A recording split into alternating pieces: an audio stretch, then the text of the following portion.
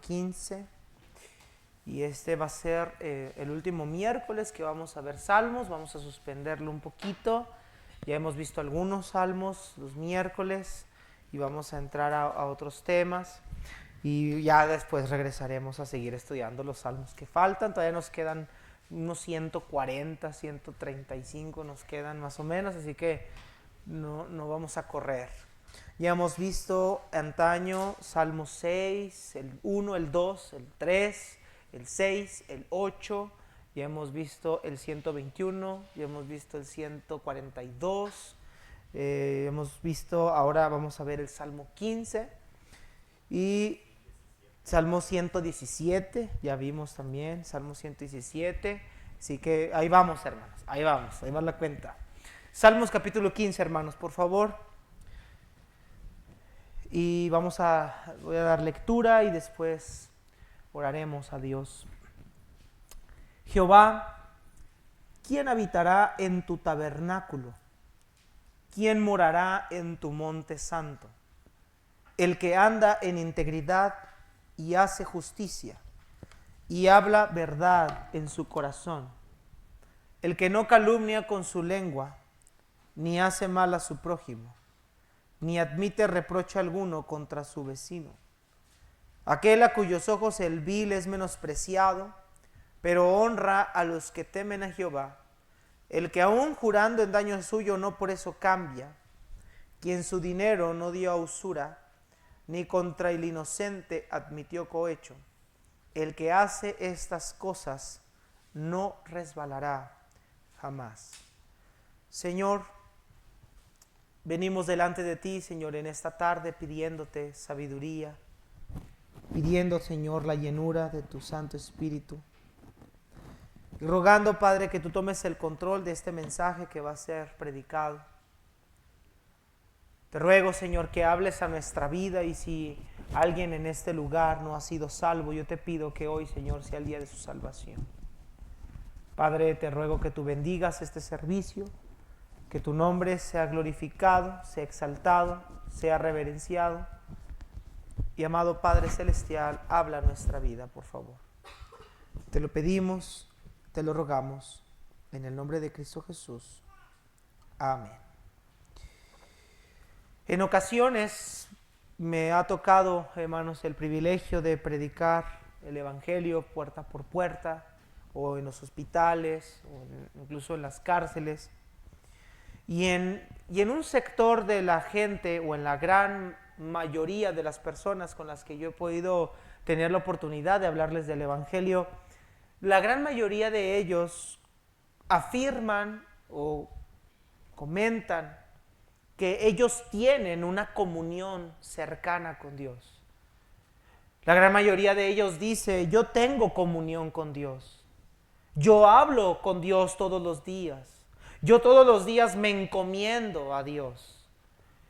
Sin embargo, hermanos, cuando tú ves la manera en la que ellos viven, cuando tú oyes la manera en la que ellos hablan, cuando tú ves la forma en cómo se conducen, las prácticas que tienen, la conducta que emplean, la actitud con la que se manejan, hay una completa discrepancia entre lo que dicen con lo que hacen.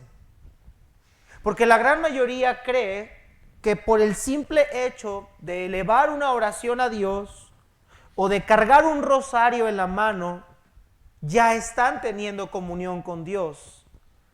Pero hay algo que ellos ignoran y hay algo que nosotros como iglesia no debemos ignorar tampoco. Y es que para que nosotros podamos tener una comunión con Dios, es necesario que aquel que desea tener una relación con Dios cercana, debe entender que el Dios al que se acerca es un Dios santo. Quiero que vayamos, hermanos, y leamos, a manera de introducción nada más, Isaías 59, versículo 1 y 2. Yo quiero que usted vea por qué estoy diciendo esto, y el mensaje tiene que ver todo lo que estamos mencionando en esta introducción.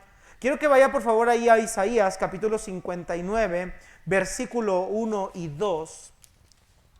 la mayoría de las personas piensan que tienen comunión con Dios.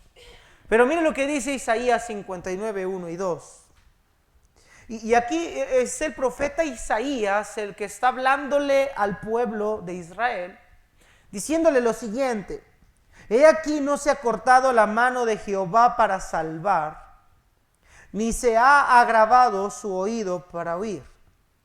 Pero vuestras iniquidades han hecho división entre vosotros y vuestro Dios, y vuestros pecados han hecho ocultar de vosotros su rostro para no oír. El profeta Isaías nos dice claramente que Dios no ha dejado de escuchar. Dios no ha dejado de obrar. Dios no ha dejado de salvar. Dice Isaías, el problema no está en Dios.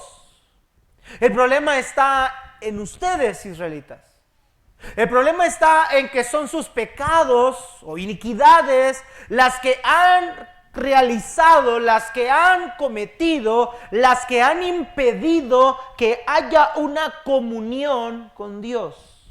Son sus iniquidades las que han hecho una división entre ustedes y Dios, y son sus pecados los que han hecho que el rostro de Dios se oculte para no oír. Aquel que quiera tener comunión con Dios debe entender que para tener la comunión con Dios es necesaria la santidad. Dios es un ser que habita en la santidad. Por ende, hermanos, su presencia no puede ser, o cualquiera que quiera entrar a su presencia debe entrar a la manera y a los términos de Dios y no a los términos nuestros. No es a los términos del hombre, es a los términos de Dios. No es bajo el escrutinio del hombre, es bajo el escrutinio de Dios. Y es el salmista en el Salmo 15 que a manera de reflexión nos lleva a una pregunta. Versículo 1. Jehová, ¿quién habitará en tu tabernáculo? ¿Quién morará en tu monte santo? Y ese es el tema, hermanos, que vamos a estar trabajando en esta tarde. Señor, ¿quién habitará en tu presencia? ¿Quién es aquel o aquellos que verdaderamente pueden disfrutar, pueden gozar y se pueden deleitar de la presencia de Dios? No conocemos el contexto histórico del Salmo 15. No sabemos en qué momentos David escribió este salmo. No sabemos qué situación, qué argumento, qué circunstancia estaba sucediendo en la vida del salmista, de manera que él escriba este salmo, qué lo llevó a escribir este salmo. Pero sin duda alguna, hermanos, este salmo nos deja ver que la presencia de Dios es un lugar demasiado especial y que no cualquiera puede tener una relación con Dios.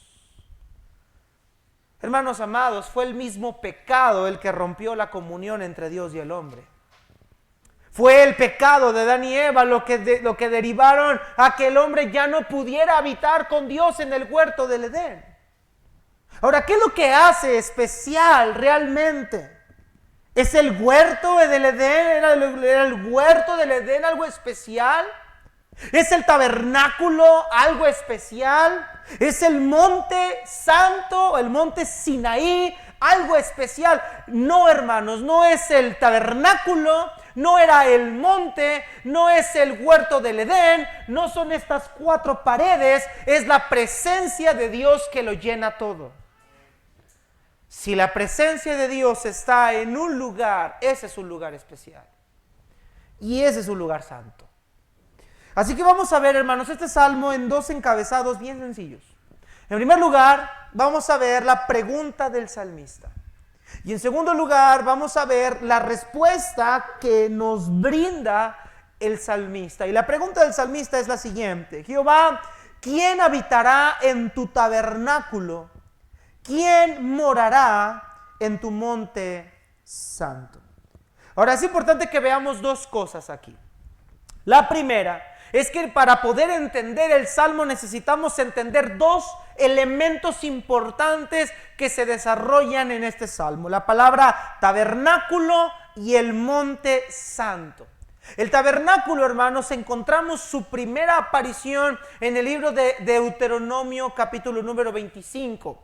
Nosotros vemos en el libro de Éxodo, capítulo 25. Nosotros vemos en el libro de Éxodo que Dios manda a Moisés y a los israelitas a ofrendar oro, plata, piedras preciosas para la edificación del tabernáculo de reunión. El tabernáculo de reunión, hermanos, era una tienda. Es lo que su nombre en hebreo significa. Era una tienda, era una, por llamarlo así, una casa de campaña, donde dentro de esa tienda estaba una construcción que se llamaba el Arca del Pacto.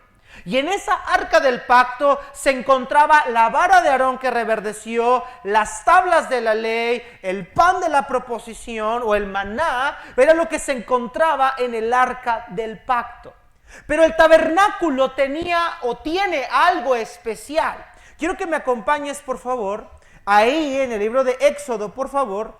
Vamos al libro de Éxodo, capítulo número 25. Éxodo, capítulo número 25. Éxodo, capítulo 25. Quiero que veas versículo 8. ¿Qué era lo especial del tabernáculo? Dice la escritura, y harán un ¿qué, hermanos? Un santuario para mí y habitaré en medio de ellos. El tabernáculo representaba la presencia misma de Dios con el pueblo. Pero también vemos otro elemento importante: Monte Santo. Y David tiene en mente, cuando habla del Monte Santo, tiene en mente el Monte Sinaí, porque fue el primer lugar donde Dios manifestó su presencia a los hijos de Israel. Acompáñame ahora a Éxodo 19. Quiero que tú veas que el salmista tiene en mente el Pentateuco. En estos dos elementos los encontramos en el Pentateuco. Mira lo que dice Éxodo capítulo número 19. Y quiero que vayamos ahí, hermanos, versículo número 16. Aconteció que al tercer día, cuando vino la mañana, vinieron truenos y relámpagos y espesa nube sobre el monte, este es el monte Sinaí, y sonido de bocina muy fuerte, y se estremeció todo el pueblo que estaba en el campamento. Y Moisés sacó del campamento al pueblo para recibir. ¿A quién iban a recibir ahí? A Dios. Y se detuvieron al pie del monte, y todo el monte Sinaí humeaba, porque Jehová había descendido sobre él en fuego, y el humo subía como el humo en un horno, y todo el monte se estremecía en gran manera, y el sonido de la bocina iba aumentando en extremo. Moisés hablaba y Dios le respondía con voz tronante. Vea que en este momento Dios está descendiendo al monte Sinaí. Y mira lo que Dios le dice, versículo 21 a Moisés. Dice: Jehová dijo a Moisés: desciende, ordena al pueblo que no traspase los límites para ver a Jehová, porque caerá multitud de ellos. Y también que se santifiquen los sacerdotes que se acercan a Jehová, para que Jehová no haga en ellos, ¿qué, hermanos? Estrago. Nadie debía de subir al monte Sinaí en los límites que Dios había establecido, porque su presencia se había manifestado ahí. Y dice Dios: cualquiera que suba y quiera estar en mi presencia morirá inmediatamente. Entonces, tanto el tabernáculo como el monte Sinaí, o descrito aquí como el monte Kadosh, el monte santo, está haciéndonos una alusión de la presencia misma de Dios. Y entonces el salmista pregunta: ¿quién puede ser capaz de habitar? ¿Quién puede ser capaz de morar en tu presencia? Ahora, los dos términos habitar y morar son términos interesantes. El término habitar es un término hebreo que es el término gur, que habla de alguien que mora momentáneamente en un lugar como un huésped, un inquilino, alguien que se hospeda momentáneamente en un lugar. Entonces el salmista dice, Señor, ¿quién estará momentáneamente? ¿Quién puede entrar por lo menos un momento al tabernáculo? Pero también vemos el verbo morar, y esta palabra morar, la palabra shakar, quiere decir residir permanentemente. ¿Quién puede ser capaz de habitar? ¿Quién puede ser capaz de morar perpetuamente delante de la presencia del Señor? Hermanos amados, ninguna persona, excepto el sumo sacerdote, podía entrar al tabernáculo de reunión.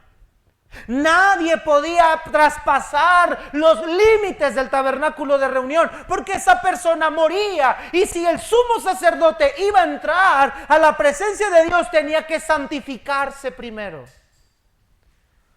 Y David, hermanos, tiene en mente que nadie puede ser capaz de estar en la presencia de Dios bajo su propia y su momentánea condición. De hecho, hermanos, David presenció algo catastrófico cuando llegó a ser el rey de Israel y intentaron trasladar el arca de Dios de la casa de Abinadab y llevarla a Jerusalén. Y ese día iban danzando, iban cantando, iban haciendo fiesta, y de repente el arca empezó a moverse. Los que lo cabalgaban, el carruaje que los llevaba, empezaron a tropezar los animales. Se empezó a ladear el arca, y un hombre llamado Usa intenta frenar con sus manos el arca, y dice la Biblia que ese día Dios acabó con la vida de Usa. ¿Quién habitará? ¿Quién morará en tu monte santo? ¿Recuerdas la visión de Isaías en el templo? Cuando los ángeles, de manera antifonal, los serafines cantaban diciendo: Santo, Santo, Santo es el Señor Todopoderoso. Y el profeta dijo: ay de mí que soy muerto, porque siendo un hombre inmundo de labios, mis ojos han visto al Señor. ¿Quién en su naturaleza propia puede permanecer perpetuamente en la presencia de Dios? Es la pregunta del salmista. Y el salmista nos da una respuesta, versículo 2 al 5. Vamos a ver en segundo lugar la respuesta del salmista.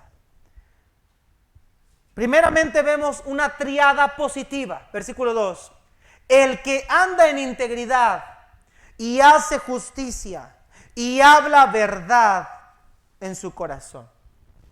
Lo primero que vemos en esta primaria triada positiva es que la persona que pueda ser capaz de entrar a la presencia del Señor, de morar, de habitarla perpetuamente, tiene que ser alguien que lleve una vida completamente íntegra. La integridad se refiere a una persona que no tiene tacha alguna. No habla de alguien perfecto en el aspecto de que no peque, sino habla de una persona completamente irreprensible. Alguien que practica la justicia, alguien que es genuino en su corazón, sin doblez, alguien que no engaña, sino que es una persona completamente, moralmente intachable. Y dice David de una forma en la que nosotros no entendemos el contexto en el que se escribe esto, pero David dice: si alguien de ustedes quiere morar en la presencia del Señor, tiene que entender que su vida primariamente tiene que ser totalmente íntegra. Mis hermanos, es fácil ser íntegros cuando nadie nos ve. Es fácil ser justos cuando nadie nos está observando. Pero realmente, hermanos, no es de la gente de la que nosotros debemos de escondernos, porque, hermanos, de Dios nadie puede esconderse. Si hay alguien que conoce al corazón de cada uno de nosotros, ese es Dios, hermanos. Ese es Dios. Y qué interesante que fue Dios el que dijo de Job: no has considerado a mi siervo Job, que no hay otro como en la tierra, varón perfecto, recto, que es la misma palabra, íntegro, temeroso de Dios y apartado del mal, y que aún retiene su integridad. ¿Quién de nosotros en esta noche pudiera levantar su mano y decir: yo soy una persona íntegra? No solo nadie humanamente tiene algo que decir de mí, Dios mismo tampoco tiene nada malo que decir de mí. ¿Habrá alguien entre nosotros que sea íntegro? ¿Íntegro de pensamiento? ¿Íntegro en su manera de trabajar? ¿Íntegro en su hogar? ¿Íntegro en lo que hace? ¿Íntegro en cómo se desenvuelve? ¿Hay alguien en esta habitación, en este edificio, que puedo decir: yo soy alguien íntegro y es por mi integridad que yo puedo estar delante de la presencia de Dios? Yo te voy a decir quién sí va a pensar que es íntegro. Y esos son los legalistas. Los fariseos y los escribas pensaban que ellos eran íntegros. Ellos pensaban que eran personas justas de una forma en la que todo el pueblo no podía decir nada malo de ellos. Pero me encanta Jesucristo viniendo a desenmascarar su integridad delante de todos. Cristo les está diciendo a ellos: ustedes son por afuera hermosos, pero por dentro están llenos de robo. Oh, cuántas falsas religiones, cuántos falsos cristianos hay entre nuestra sociedad que dicen ser íntegros por portar la largura de una falda, por portar la largura o la holguedad de una camisa, o por peinarse de cierta manera, pero en su vida privada, cuando nadie los ve, delante de Dios son mentirosos, son dobles, son infieles, son rateros, son adictos a vicios y a pecados escondidos. ¿Quién de nosotros podría levantar la mano y decir: yo soy íntegro? Vemos una segunda triada de manera negativa.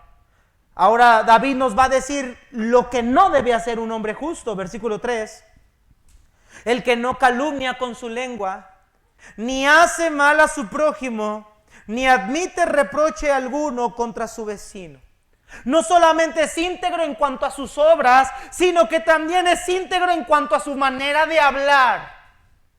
Es alguien que no calumnia, es alguien, dice la nueva traducción viviente, los que no se prestan al chisme, ni le hacen daño a su vecino, ni hablan mal de sus amigos. ¿No dijo Santiago que todos nosotros ofendemos muchas veces?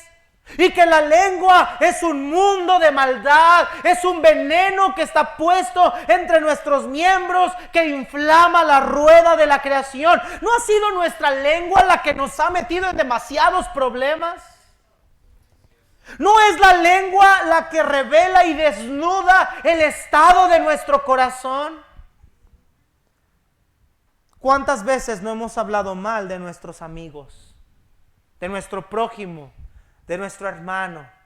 Hay alguien que puede decir aquí: pastor, mi lengua es una lengua perfecta, es una lengua íntegra, mi lengua jamás ha destilado groserías, ofensas, jamás mi lengua ha llevado a difamar a nadie, mi lengua nunca ha lastimado a nadie, y por esa razón yo sí puedo estar en la presencia de Dios. ¿Alguien de nosotros pudiera decir eso?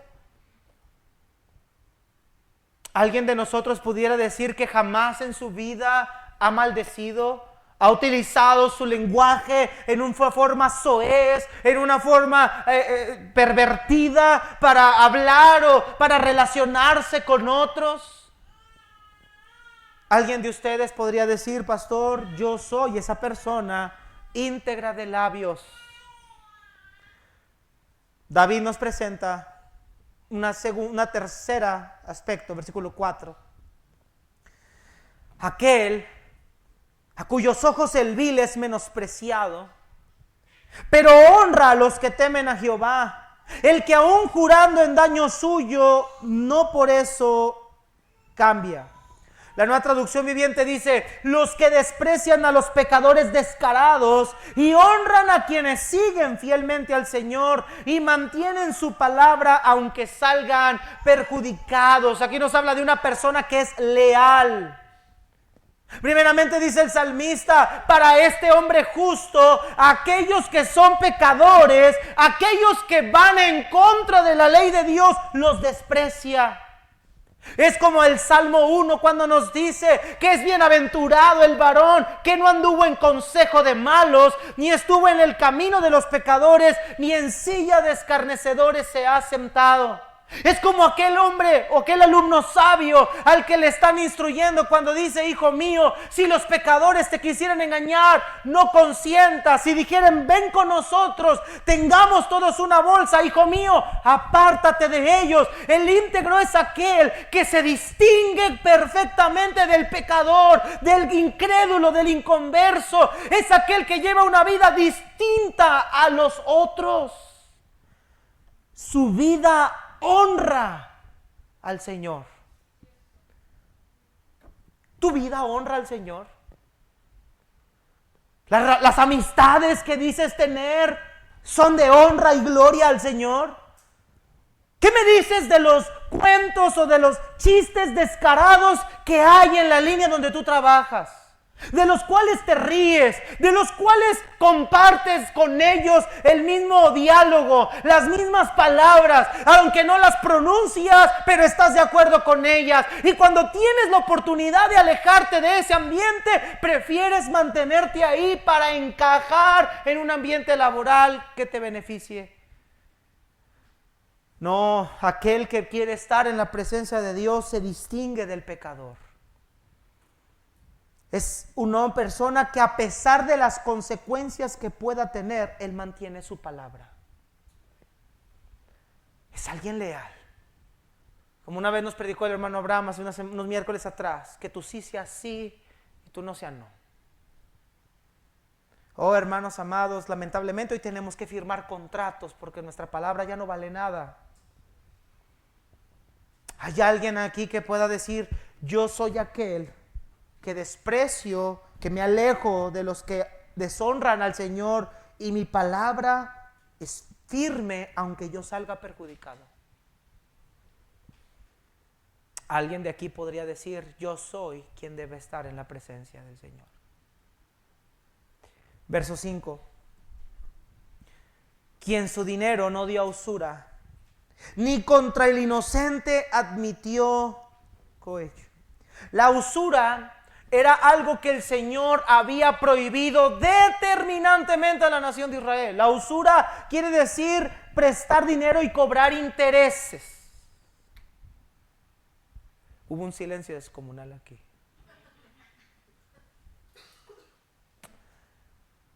Dios había dicho en la ley de mosaica: si tu hermano tiene una necesidad, préstale, pero no cobres intereses o no seas usurero.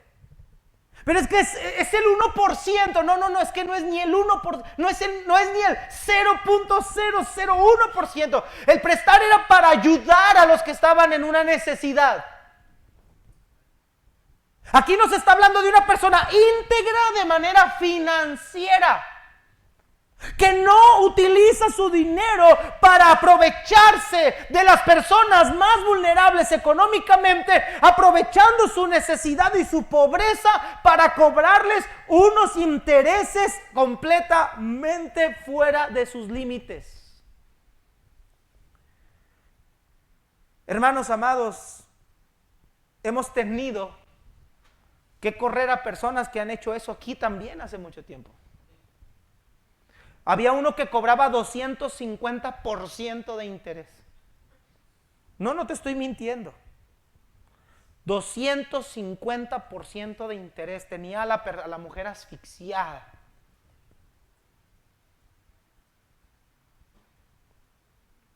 Y si nosotros no vamos a permitir eso. Así que decidió dejar de congregarse. Pero la Biblia nos dice que no debemos de cobrar intereses. Ahí lo dice, hermanos. Y luego dice: ni contra el inocente admitió cohecho. Es decir, no acepta soborno para mentir acerca de un inocente. Es alguien íntegro en sus finanzas.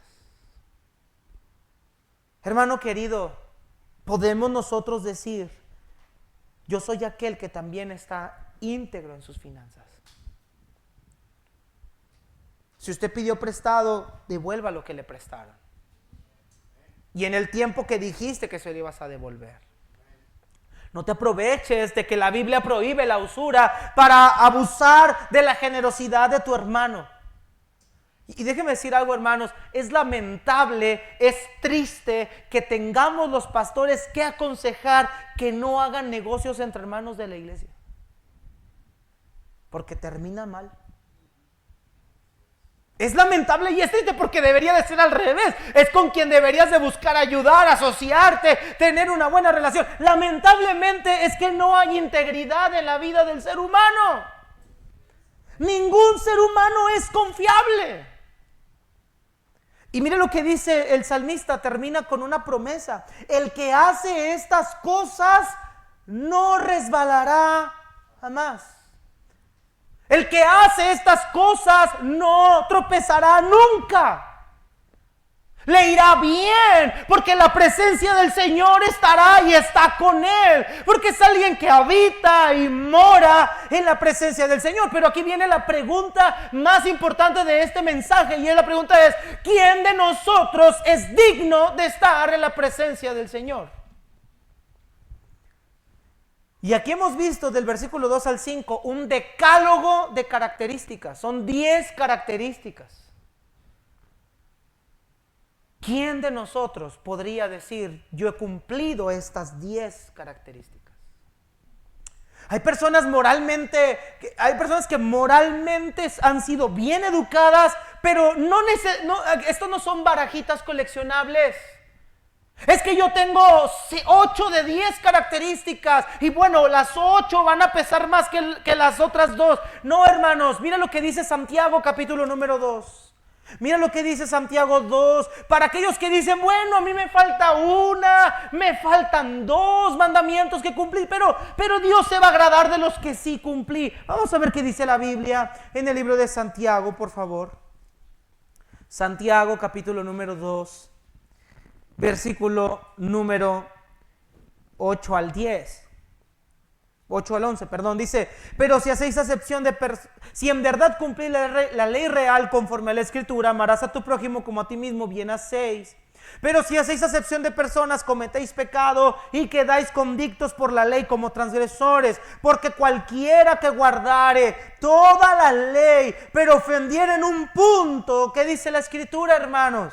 Se hace culpable de todos, porque el que dijo no cometerás adulterio también ha dicho no matarás. Ahora bien, si no cometes adulterio pero matas, ya te has hecho transgresor de la ley. Esto no son barajitas coleccionables, no es de que tengas 8 virtudes y me faltan 2. No, hermano, tú has violado una ley y eres culpable de todas. Y según los parámetros de nuestro salmista David, tú estás eliminado de tener una comunión con Dios. Entonces la pregunta es, ¿quién? ¿Quién habitará? ¿Quién morará en su presencia? La respuesta es ningún hombre, ningún ser humano que tiene una naturaleza pecaminosa puede estar. Mira lo que dice Salmo 14, dale una vuelta a tu hoja, porque ahora nos describe aquí la naturaleza del hombre pecador. Salmo 14, ya lo veremos más adelante en la serie. Mira lo que dice 14:1, dice el necio en su corazón, no hay Dios, se han corrompido, hacen obras abominables, no hay quien haga el bien. Jehová miró desde los cielos sobre los hijos de los hombres para ver si había algún entendido que buscara a Dios. ¿Y qué fue lo que Dios encontró? Verso 3, todos se desviaron, a una se han corrompido, no hay quien haga lo bueno, no hay ni siquiera uno. No hay. No existe una persona que delante de Dios pueda decir, Señor, yo he hecho lo bueno delante de ti. Aún los mismos judíos, con todo y el judaísmo, están dentro de esta categoría. Porque aunque ellos tengan la ley y se les haya dado la ley, son igual de transgresores de la ley que nosotros los gentiles. Entonces, ¿quién puede habitar? ¿Quién puede morar en su presencia? Tenemos dos opciones. Número uno, o nos resignamos a la idea de que nosotros no podemos hacer nada para estar en la presencia de Dios y nos resignamos a vivir alejados de Dios para toda la eternidad. O está la segunda opción. O confiamos en aquel que sí cumplió todos estos requisitos para que nos pueda llevar a tener comunión con Dios. Y la única persona que cumplió con este requisito fue nuestro Señor Jesucristo. Jesucristo llenó, cumplió la categoría del Salmo capítulo número 15. Mientras el Salmo 15 revela la santidad de Dios versus la incapacidad humana para cumplirlos, el Salmo 15 en la vida de Jesucristo nos muestra que Él es aquel mediador entre Dios y nosotros, que por su justicia nosotros podemos habitar ahora en la presencia de Dios. Es que nunca ha sido nuestra justicia, siempre ha sido su justicia. Mira lo que dice la Escritura, hermanos, en el libro de Hebreos, Hebreos 4.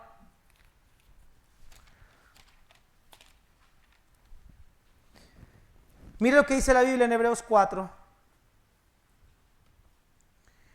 Amados hermanos, todo lo que somos, todo lo que hemos adquirido ha sido por medio de la gracia. La gracia de Dios ha sido y siempre será suficiente. Y mire lo que dice la palabra de Dios ahí en capítulo 4 del libro de Hebreos, versículo número 14. Dice la Escritura: por tanto, teniendo un gran sumo sacerdote que traspasó los cielos, Jesús, el Hijo de Dios, retengamos nuestra profesión. Porque no tenemos un sumo sacerdote que no pueda compadecerse de nuestras debilidades, sino uno que fue tentado según nuestra semejanza. ¿Pero qué dice, hermanos? ¿Pero sin qué? Sin pecado. Cristo fue ese sumo sacerdote que entró al tabernáculo de reunión, que traspasó el lugar santísimo, que ofreció la ofrenda necesaria para que todos nosotros obtuviéramos el perdón, y esa ofrenda fue su propia sangre. Y este hombre sin pecado, este hombre justo, nos imputó a nosotros su justicia. Es por la justicia de Cristo, es por los méritos de Cristo que nosotros podemos tener comunión con el Padre. Mire Hebreos 7, ahí mismo, versículo 25 al 27. Hebreos 7, 25 al 27. Cristo es ese hombre perfecto del Salmos 15. Hebreos 7, por favor, versículo 25 al 27. Por lo cual también puede salvar perpetuamente a los que por Él se acercan a Dios, viviendo siempre para interceder por ellos. Porque tal sumo sacerdote nos convenía. ¿Cómo es este sumo sacerdote? Santo, inocente, sin mancha, apartado de los pecadores y hecho más sublime que los cielos.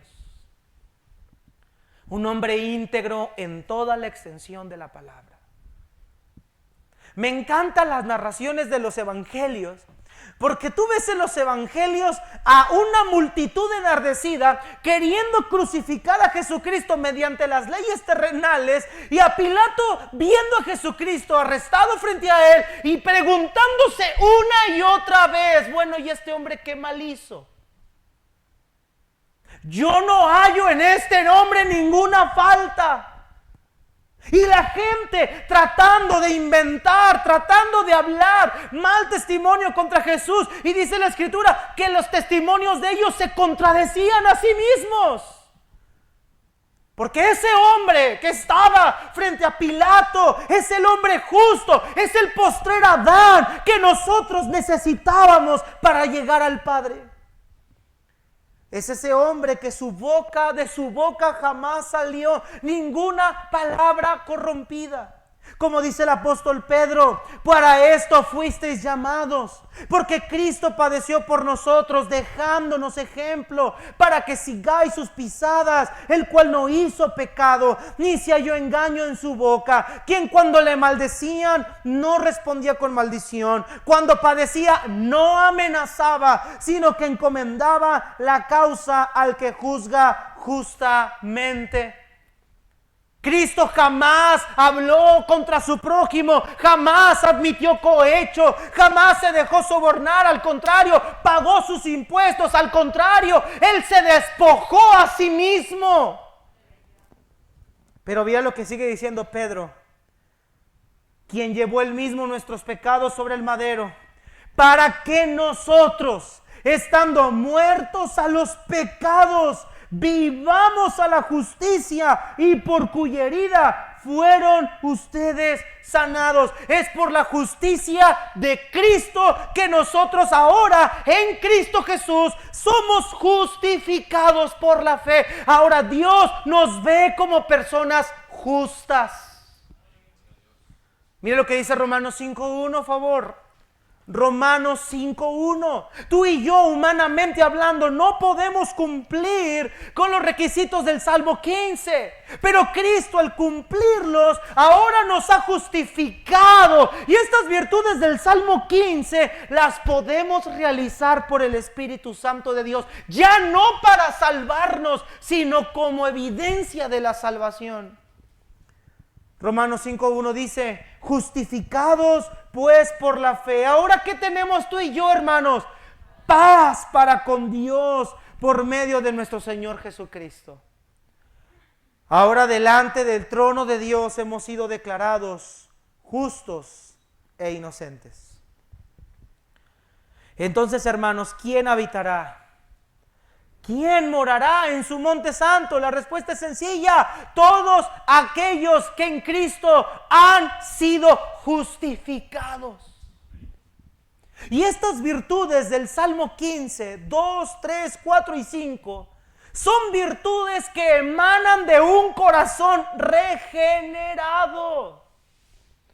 La integridad es algo que nosotros debemos practicar. La justicia, el no hablar mal de nuestro prójimo, el ser íntegros financieramente, el ser leales en nuestra forma de vida. Estas características ahora nosotros las podemos vivir, las podemos desarrollar, las podemos imitar por medio del Espíritu Santo que mora en nosotros. Pero no son un medio para salvarnos ahora, son una evidencia de que ya hemos sido salvados ahora. Hermanos amados, Cristo lo hizo todo. Todo lo que tú y yo no podíamos hacer, Cristo ya lo hizo. Hermano, tú y yo somos más que vencedores por medio de aquel que nos amó. Y quiero terminar con dos aplicaciones. Número 1. Quiero terminar con una aplicación escatológica, una promesa para el futuro, para nosotros. Versículo 1, David hablaba de quién habitará, quién morará, quién estará residiendo perpetuamente en su monte santo. Mis hermanos amados, por la gracia de Dios, por los méritos de Jesucristo, por su justicia, por su santidad, por su obediencia, por nosotros haber creído en Él el día de nuestra salvación, tú y yo vamos a morar en su monte santo para siempre. Hermano amado, lo que hace especial a Nueva Jerusalén no son las calles de oro, no son los mares de cristal, no son el que ya no habrá muerte. ¿Sabes qué es lo que hace especial la Nueva Jerusalén? Que la presencia de Dios lo va a llenar todo. Que Él es el centro de ese lugar. Aun si este lugar, la presencia de Dios lo llenara, este lugar sería especial. Por eso cuando nos congregamos unidos en armonía, disfrutamos el culto, podemos gozar la presencia de Dios. Él habita cuando 1, 2 o 3 están en su nombre. Pero un día vamos a habitar, vamos a morar perpetuamente en esa nueva Jerusalén celestial. Un día ya nadie nos va a separar de nuestro verdadero hogar. Un día vamos a estar con Cristo por toda la eternidad. Esa es la maravillosa promesa que tú y yo tenemos para el futuro. Así que, hermano querido, si estás tan preocupado porque el Infonavit está cada vez más caro, si estás preocupado porque no sabes qué vas a hacer el día de mañana, no te preocupes, tú tienes un hogar garantizado, donde no hay llanto, no hay dolor, donde ya no hay intereses, no hay pago, el pago ya está hecho. Ya nada más es para que tú y yo estemos disfrutándolo cuando nos toque partir. Y un día vamos a poder llegar y decir, ya llegué a casa. Mi recorrido, mi peregrinaje terminó, hermano. Tú y yo un día vamos a morar en su monte santo. Esa promesa es para todos nosotros, los que en Cristo hemos creído. Pero la segunda aplicación que quiero hacer es para aquellos que no conocen a Cristo. Déjeme decirle algo. A usted que no conoce a Cristo todavía, joven, señorita, adulto, adulta que está aquí en este lugar, yo no sé quién en verdad todavía no le ha entregado su vida a Cristo, pero si tú estás sentado aquí y todavía no le has entregado tu vida a Cristo, déjame decirte que tú estás completamente destituido de la gloria de Dios. ¿Pero por qué? Porque tú, en tu vida privada, en tu vida pública, en tu haber, en tu naturaleza, te has rebelado contra la ley de Dios. Tú no eres apto para entrar en su morada y en su presencia porque no cumples con estos requisitos. Y si tú quieres seguir confiando en tu denominación, en tu religión, si tú quieres seguir pensando que la religión que te heredaron tus abuelitos te va a salvar, estás completamente perdido. La única manera en la que tú puedes llegar a la presencia de Dios es a través de Jesucristo. Él es el camino, la verdad y la vida. Nadie puede ir al Padre si no es por Él. Él pagó por ti. Él murió para que tú tuvieras vida eterna. Lo que tú necesitas solamente es creer en Él. Dijo Cristo, el que cree en mí, aunque esté muerto, vivirá. Pero la fe lleva arrepentimiento genuino. Y arrepentimiento no es que tú estés ahí sentado diciendo, oh, qué mal he hecho, como quisiera devolver el tiempo. No, eso no es arrepentimiento, puede ser remordimiento, que no es lo mismo. Arrepentimiento es la decisión de cambiar de vida. Arrepentimiento es la decisión y la determinación de hacer su voluntad, no tu voluntad. El que en verdad ha creído en Cristo acepta a Jesús como su Señor. Ya no eres tú tu dueño, ahora Él es tu dueño, Él es tu Señor. Él te gobernará, Él te guiará, Él te mostrará el camino que debes de seguir. Así que si usted hoy está sin Cristo, amigo, amiga, hermano, hermana, si alguien aquí está sin Cristo, hoy es el día de la salvación. Tú vas caminando rumbo al infierno, no rumbo a la morada celestial. Querida iglesia, hermanos que ya somos salvos por la fe en Cristo, no tenemos una razón para estar tristes. ¿Sabe por qué? Porque todos los días, a través del Espíritu Santo, podemos entrar en su presencia por medio de la oración. Si estamos atribulados, si estamos cargados, si estamos cansados, si estamos fatigados, si estamos aburridos, si estamos en aflicción, es porque no hemos aprendido a ir a la presencia de Dios. Mira, hermano, ahí hay un grato consuelo, ahí hay fortaleza cuando tus brazos están cansados, ahí hay gozo, ahí hay fortaleza para el cansado, para el débil. Hermano, la oración fortalecerá nuestra vida en Cristo. Si estamos como estamos, si estamos cansados, si estamos cargados, si estamos abrumados, es porque no hemos entrado a su presencia, hermano. Tenemos libre acceso. Piensa, hermano, y termino con esto. Piensa en ese lugar que te gustaría vivir toda tu vida, terrenalmente hablando. Piensa en ese lugar, en esa ciudad, en ese pueblo mágico que te gustaría vivir para toda tu vida. Y que por razones que son externas a veces a nosotros no podemos estar ahí. A mí me gustaría vivir en ciertos lugares, en ciertos países para toda mi vida. No se puede. Pero si alguien me dijera, mira, tienes libre acceso para vivir en este lugar cuando tú quieras, todo el tiempo que tú quieras, hermano, yo creo que sin pensarlo lo haríamos. Si Cristo nos ha abierto la oportunidad de habitar en la presencia de Dios en la oración, todo el tiempo que tú quieras, cuando tú quieras, sin costarte nada, no entiendo por qué no entramos. Ese es un lugar mágico para nosotros. Ese debería ser un lugar especial. Porque ese cuarto, esa silla, ese sillón, ese parque, esa azotea donde te guste orar, puede ser insignificante ante los ojos de la gente, un sillón a lo mejor roto que el resorte cala, pero si la presencia de Dios se manifiesta ahí, es un lugar especial. Hermanos, no dejemos de entrar a su presencia, buscando su gracia todo el tiempo. ¿Quién habitará? ¿Quién morará en su presencia? Puestos de pie, hermanos, vamos a orar.